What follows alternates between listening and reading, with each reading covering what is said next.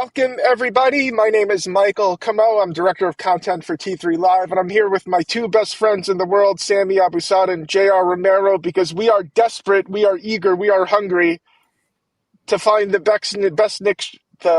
next big trade. And of course, I'm an idiot, so I don't know what the hell it is. So of course, I had to bring in again my two favorite people. Our good friend Derek is traveling somewhere interesting, so he will not be with us today.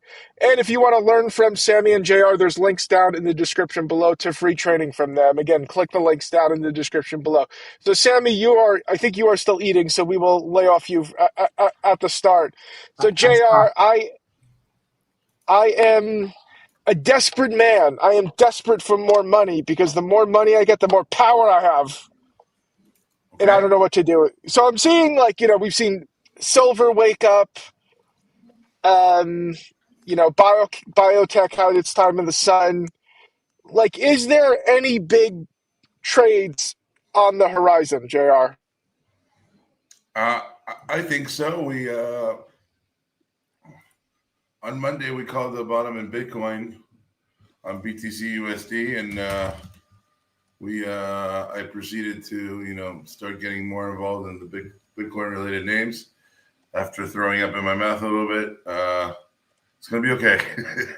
I think Bitcoin is due for a bounce here. We had some really climactic sort of ending volume on the Friday the 21st there, and then a higher pivot low on the December 1st, which was not my ideal idea of a higher pivot low, but we held anchor view up, we held the higher pivot low, and now we have an incursion into the daily 21 there in Bitcoin, and it seems like we're due for a bounce. I think that energy is potentially a interesting trade coming up in the next couple of months, especially if the Ukraine-Russia situation goes the way it looks like it's going to go, which is to say not in a good direction. So I think there's plenty of potential. The S&P 500 is also on the verge of a major breakout. So it seems to be. Can I share charts, or are we not there yet?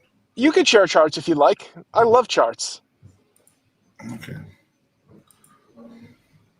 And our good friend ZB JR is asking if you have backed up the truck on MSTR, which became a very hated stock. A lot of people trashing Michael Saylor, making jokes. Michael Saylor is either going to look like a hero or like a villain, and we will find out in about 6 months, won't we? Yeah. So can you see my charts? Yes, they are gorgeous. If you look at this IXC, the Global Energy ETF, this looks to me a lot higher. Very, very bullish chart. So I think there's tremendous potential for an energy breakout, for a crude and XLE breakout into next year potentially. I know gasoline is down, according to the White House today, down under $3 on the national average for the first time in several years. But I do see a very strong bounce in the energy sector. Just looking at the charts today, for example, Apache had a major base breakout, multi-month base here since September. Doesn't look like much here, but you can see the breakout Apache had today. We're in this right now on the APA, and I think a lot of these energy names are going to have some life breathed into them in very short order. So I think the AI trade to some extent is going to have a second wind. I think certain semiconductors are going to continue to rally. CRDOs, etc. I mean, this doesn't look particularly good today, but I think a lot of these are going to have a strong, some strong continuation. The IXC, the XLE, all of these look very, very good for base breakouts into new highs. So I think energy looks great. We've been silver and gold bulls now for over a year and a half. I don't think the silver trade is done. Let's see here. So this is silver here. I've been documenting every step of the move there on X and for my traders. And November 12th we call the 61.95 measured move target. Every single one of these targets is hit.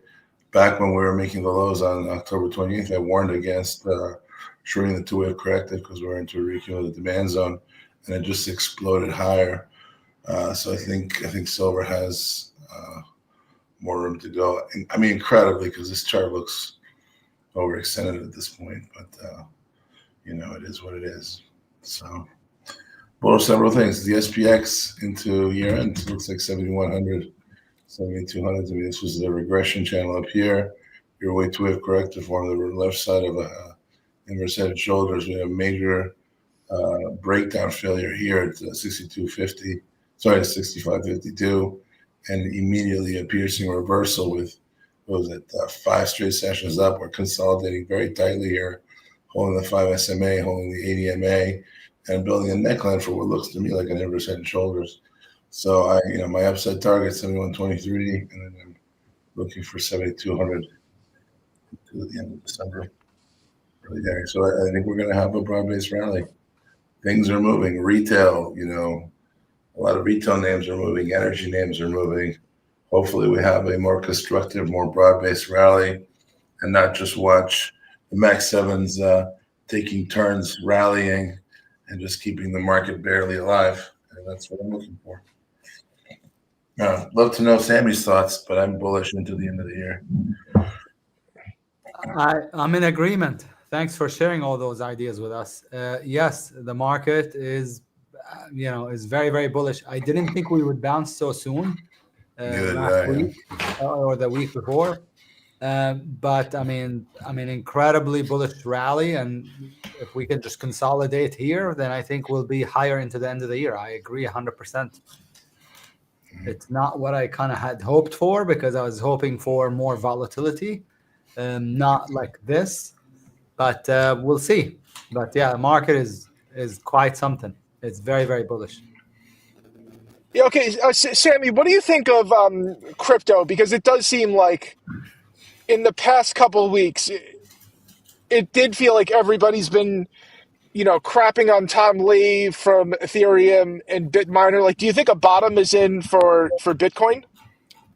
I think it's very likely that a bottom is in, but unless you got in at the bottom, which was a couple of days ago, it's like super hard to get in now because you have a huge stop and you don't have a good setup. And I mean, if you look at the IBIT chart, the IBIT, it's right into the declining 20.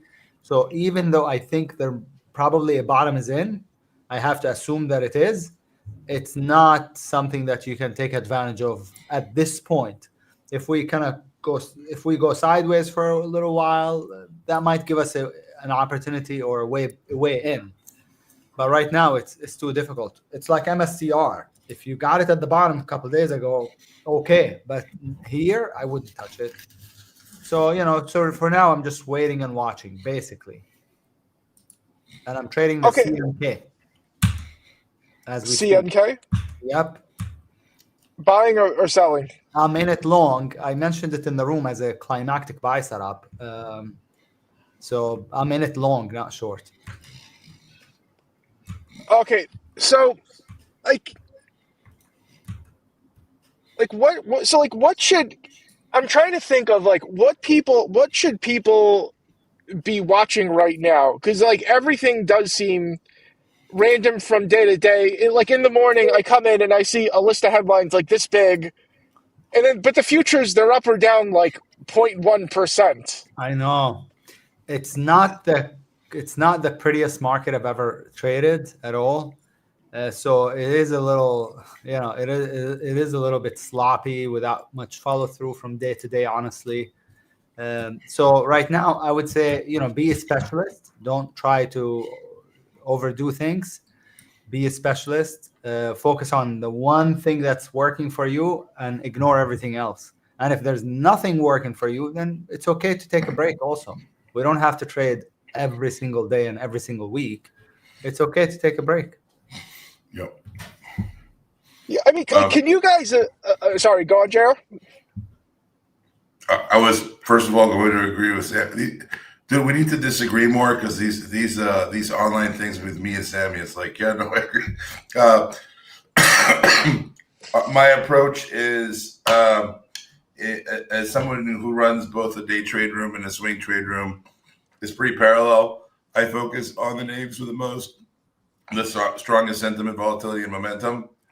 As a swing trader, it's been particularly challenging this year because we're seeing rotations every 24 to 48 hours that are pretty wild. The one thing that has worked well, which is a little bit riskier, obviously, we caught the big moves in ALAB, CRDO. We called out the OKLO moves earlier, but a lot of these biotech names have really been strong despite the trepidations of the market. Can I share my chart again? Yes, I will pull it right up. So this was CDTX, which we took in October into November. We had a buy point at 65, and we sold through the $100 handle, and then this thing ended up getting bought out at freaking $220. I wish I had a little bit left trailing there, but my point is, when the market's grinding higher with rotations, with a lot of in terms of divergences between the RSP and the spiders, for example, and a lot of oscillation divergences denote weakness and just general whimsy. But what we really try to focus on is names that seem to be moving independent of those cautionary measures, and we have found refuge to a certain degree in a lot of these medical and biotech names, the infrastructure names also, right? The Caterpillars, which is still freaking ripping. A lot of these names have shown incredible strength despite larger geopolitical concerns, the government shutdown, etc. So I think that as a swing trader in this market, it's really, really important to choose, as a stock picker, to choose names that are going to have momentum regardless of what the greater vicissitudes of the market do, and sort of dance to the beater of their own drum.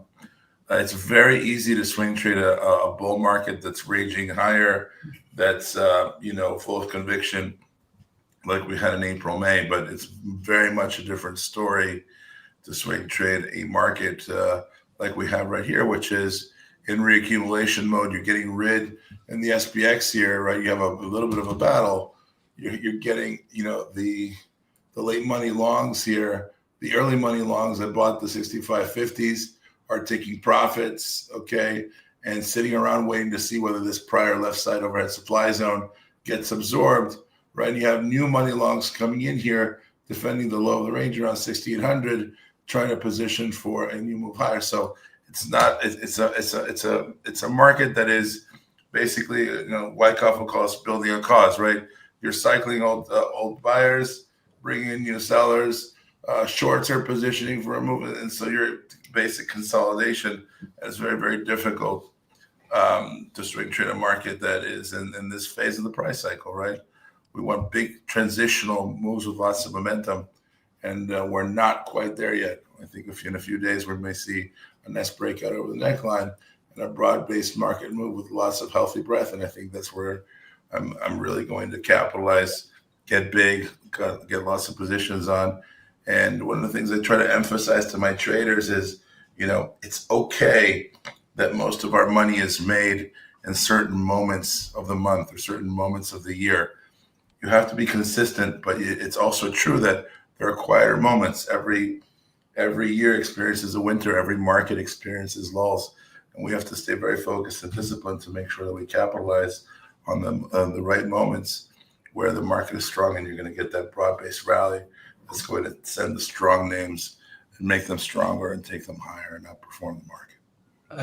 JR, you couldn't have said it any better, honestly. When I first started trading, I thought that whenever I had a slow period, I thought it was me. I thought it was always me that wasn't doing well. But no, the market changes, and your performance is gonna also change with it.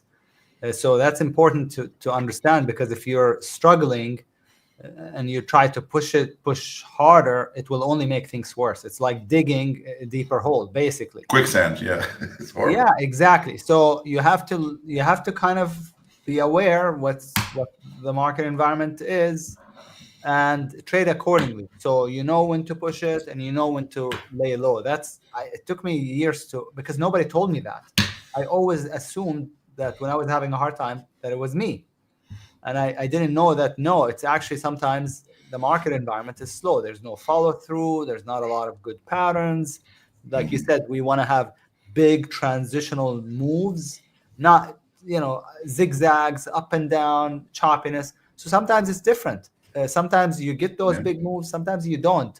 So you have to you really have to learn. That's part of the discipline. That's part of being a good trader, is you Yes. have to learn to listen to the message of the market and trade it accordingly. Not to say, no, I'm going to force my way, to profitability. It doesn't work that way. What works is being flexible and adaptable, which is hard. It's the hardest thing in trading, in my opinion. So hard. I Yeah, always tell okay, my like, traders, I don't care how good you are, you cannot trade your way out of a bad chart. You cannot do it. Right. so do you guys think consistency is overrated? Because I mean, like, I've brought this up a million times. Like, we've asked our audience, like, what's your number one goal? And they say 10K a month. I'm going to talk about that right away, But if I but may. like but let me but I want to throw an idea out to both of you guys. I think that most people, let's just say, could futz around all year, let's just say break even, and make $1 million in 1 week at the end of the year. And let's say they net $1 million for the year. I think most people cannot handle that. Like, it would drive them nuts. So do you think people should just abandon the idea of consistency altogether?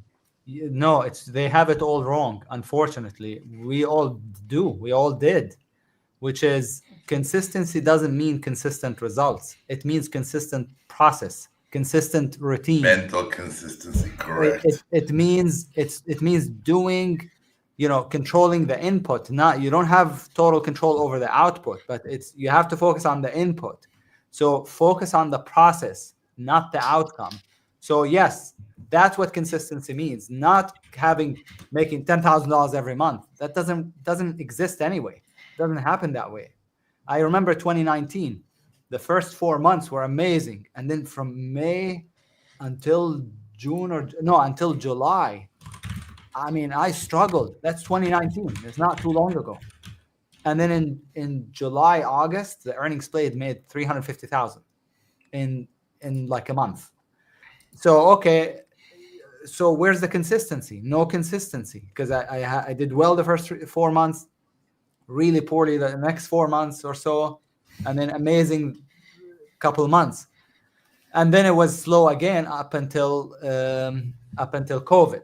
So where's the consistency? Is it because I was trading randomly and I don't know what I'm doing? No, it's not. It's because the market was changing, and it was good some months, wasn't so good other months. But you make yourself available to take advantage when it's good.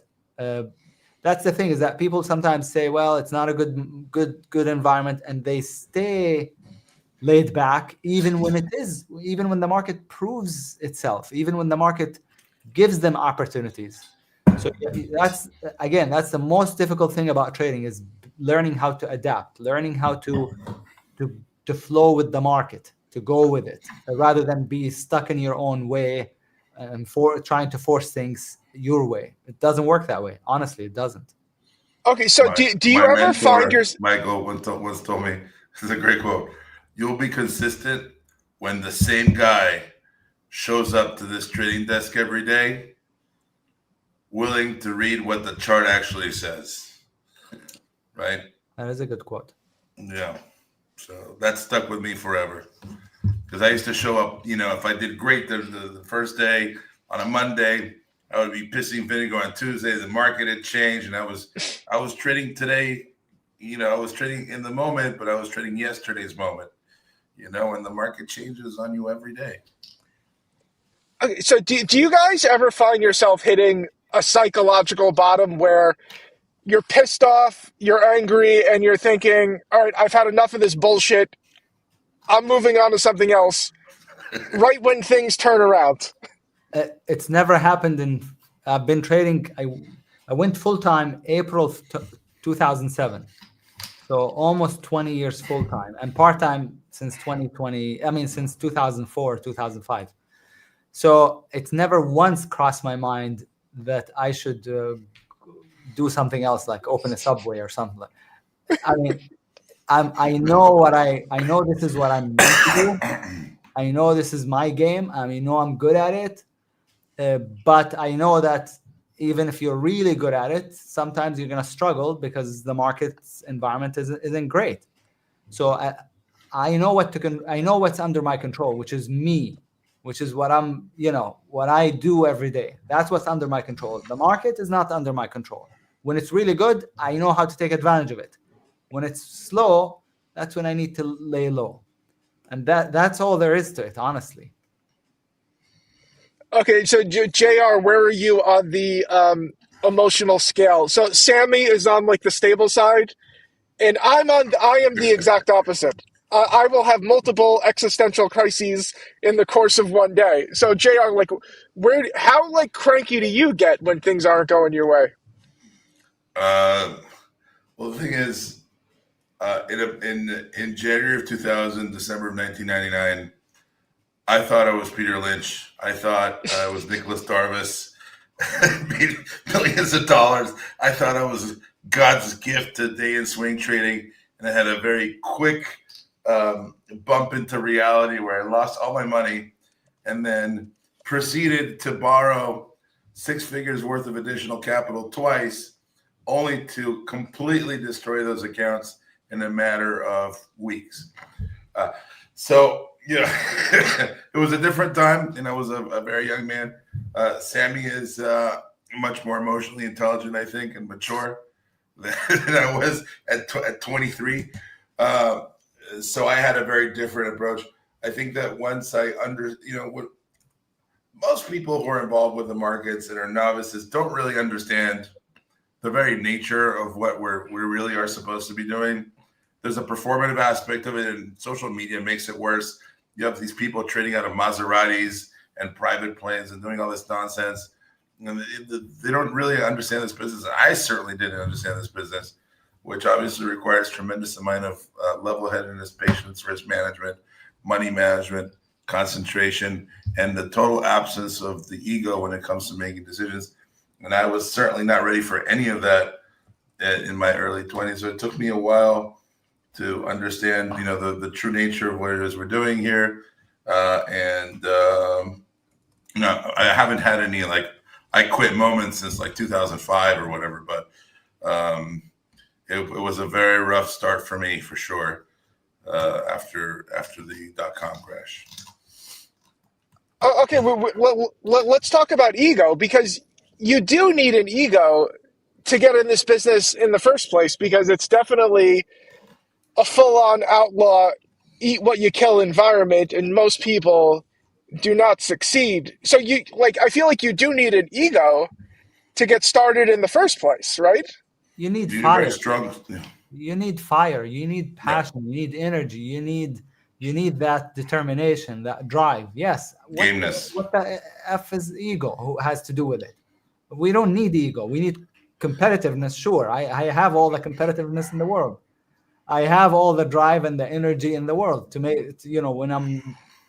Yeah, but there is. But what I mean is, you Can I sort of make need, can I make a clarification here? of course. People make narcissistic based decisions in trading.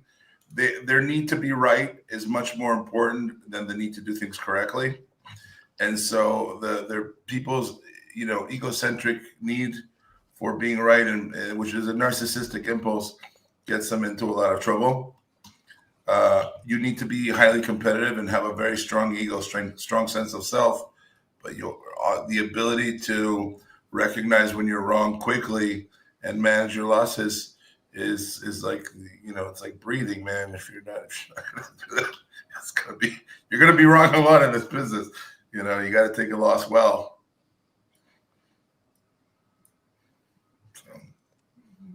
And Mike, you were about to say something. Yeah. So, but like, yeah, I mean, but I do think there is, like, yeah, of course, like fire and passion are important, but in a way, you also have to think like you need a healthy level of delusion might be a better way to put it, because like if you're gonna, you know what I mean, like What because like to do anything great, you need to kind of put yourself out there and do do things other people won't do. So like you have to kind of assume you're going to succeed where most people fail. So I think the question is like, how do you increase your odds? Because all right, so I'll make it a little bit mathematical and nerdy. Let's just say 90% of traders don't make it. But the thing is, not everybody has the same chance of making it. Like, it's just like Harvard. Some people have a 100% chance of getting into Harvard. Some people have a 0% chance of getting to Harvard. So, like, how do you shift the odds in your favor?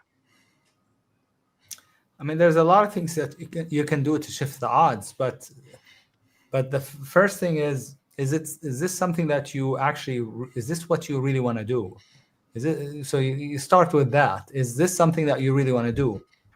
And then the other part is you need to put in the time, the effort, the dedication, the discipline, all of that stuff you have to do. You also, and none of this stuff is enough unless you actually have some kind of an objective way, like a methodology.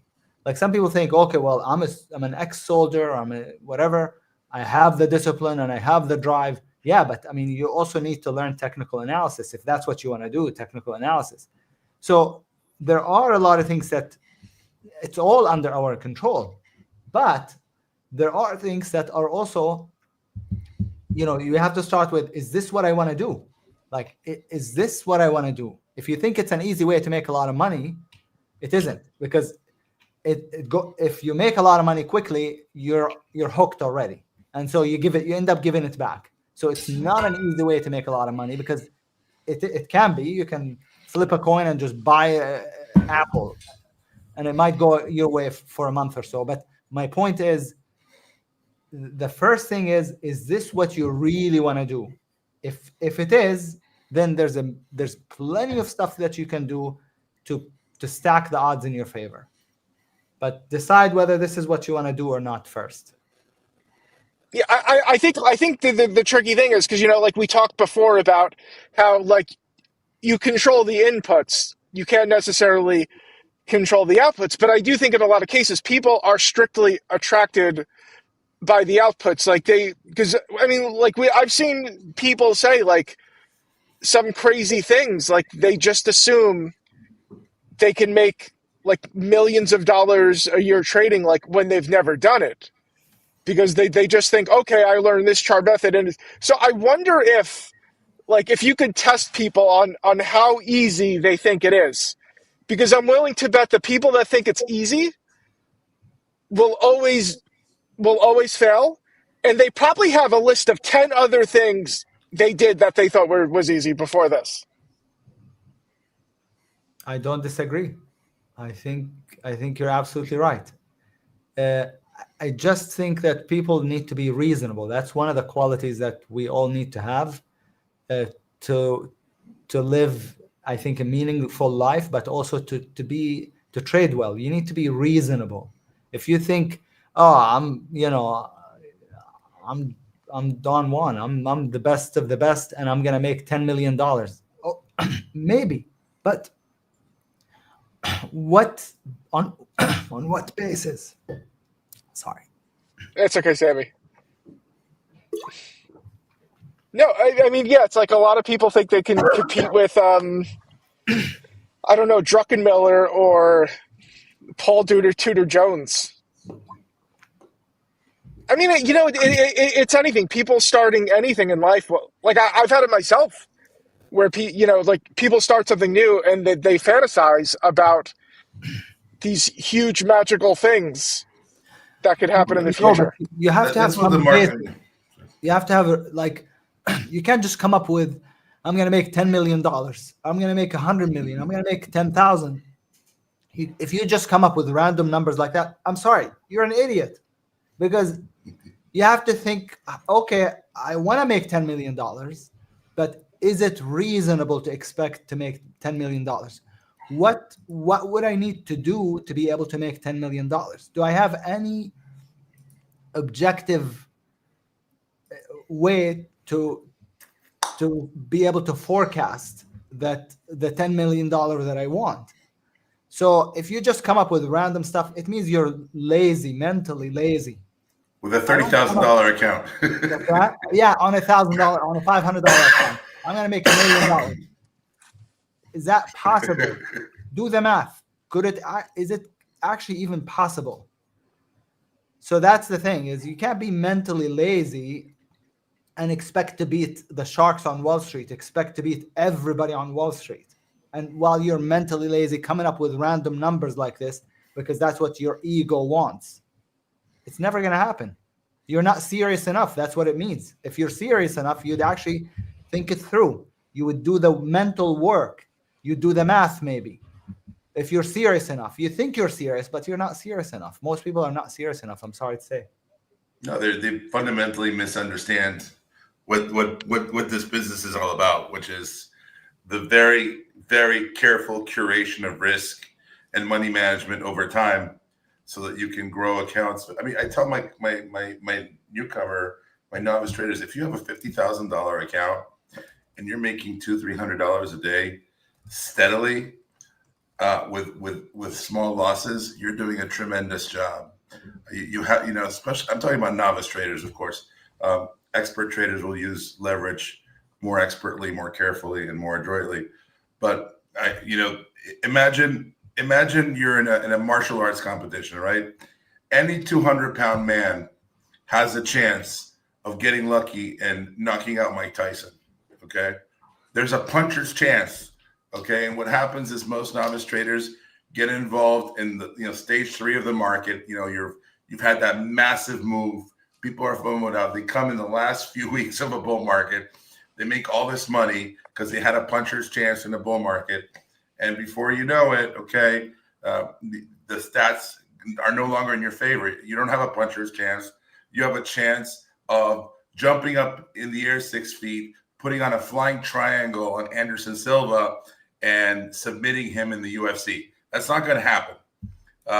So, giving people the right expectations so that they can actually achieve manageable goals and build skills that are requisite for this business. There's a lot of skills.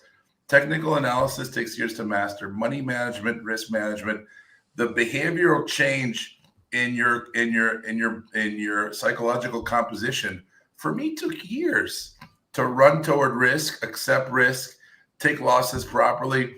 Those are behavioral inculcations that for some people take a very, very long time. Sami has a very, very sort of steady type of demeanor. I was a freaking wild lunatic when I started trading. I was going up and down $500,000 a day in the .com era, and it took me a long time to undo those habits and become measured and analytical. And that change in behavior takes a very, very long time. And part of the reason I do this job is to make sure that people understand the nature of this business, which is really a very calculated business where you make steady gains over time until all those tracks come together: the behavioral track, the technical track, money management, risk management, understanding of the market that you can only get through experience. Like, you can show Sami and I the same chart, and most of the time, we're going to probably say similar things. We use, Sami uses his method. I'm more of a Wyckoff guy, but we're going to say, okay, the market's up 7 days in a row. Oscillators are going nuclear. We're probably going to have a couple of inside days here, maybe a pullback. Let's not try to chase opening range breakouts when the RSI is at 99. That experience, that nose for the market, takes a long time to build. And in the meantime, for my junior traders, what I tell them is, like, you can pay $100,000 a year in tuition, or you can pay $10,000, or you can pay $1,000. but your risk capital is your lifeblood, and you have to treat it with a lot of respect, and you have to respect the process. It may take you 2 years to get there. It may take you 5 years to get there. But until you learn to respect that process and really learn this trade, it's going to be very difficult to make this a sustainable business. And it's true with anything. I've started 17 companies in my career. about 40% of them failed. You start a coffee shop in New York City, you know what your odds of success are after 5 years? It's about 12%. It's not very high. Any endeavor that's entrepreneurial, whether it's trading or some other competitive, and especially the higher the competitive endeavors are, the more it just rewards a very small sector of the Pareto distribution of competition. Trading is the perfect example of that. You're going to have to respect the fact that you're going against some of the best capitalized, smartest people on the planet. Okay. And, you can't just get up one day and say, I'm going to be a brain surgeon. Okay. You may get lucky, like a lucky puncher. Okay. But you're not going to get lucky over time. Statistically, it's going to hand you your butt. So you have to respect the process. And for the sake of all that is holy, junior traders who are listening to me, respect your capital and preserve your capital until you are worthy of investing it, whether it's on a 1 minute time frame or in a monthly time frame. Respect your capital, guys. We replaced the Derek rant with the JR rant. That was something. That was something. I was going to say one other thing real quick, which is, you say sometimes it takes years. Honestly, to tell you the truth, it took me like 4 months, to learn to be really good at technical analysis. I'm not saying it took me 4 months to be an amazing trader. It took me only 4 months to really learn what I know now today. Like 90% of it, I learned in the first 4 months. So it doesn't have to take that long at all. Look at James, my comrade in the room, James Young. He did the mentorship in June. By late October, early November, he became a moderator. By March of 2020, he made his first $40,000 month. So sometimes it doesn't have to take you that long. It depends. It depends on the timing. It depends on whether you have a knack for it. It depends on whether this is something that is suitable to you based on your personality. I've trained people in person, and I met people that are way smarter than I'll ever be, and yet they don't know how to read charts. They can't. It's just not. They don't have that skill set. So it depends on a lot of things, but sometimes doesn't really have to take you that long at all. It could be just months. I could turn anyone into a good technician in 6 months. And this is more just talking shop, me and Sammy. Where I find a real challenge is taking good technicians from good traders, people who are able to mentally take good losses, people who are able to, beyond the technicals, understand the whole picture of the market and be able to manage money and risk correctly. Because a lot of good technicians will have really good, like 9 straight wins. They're doing great, and they give it back in 1 or 2 trades. And I'm going, what are you doing? And that transition as someone who mentors and helps people has been the toughest thing for me to try to inculcate and teach. It's very tough for some people. Like I was gonna say, Sammy is very much a unicorn, because he's got movie star looks. He learned to trade in 4 months. He's amazing. No. JR, I'm gonna have to insult JR a little bit here. So I've met a lot of traders and dealt with a ton of people in this industry. Sammy is like the only organized person I've ever met that's been like a successful trader. Everybody is like ADHD off the charts. I would not trust them to order a cup of coffee.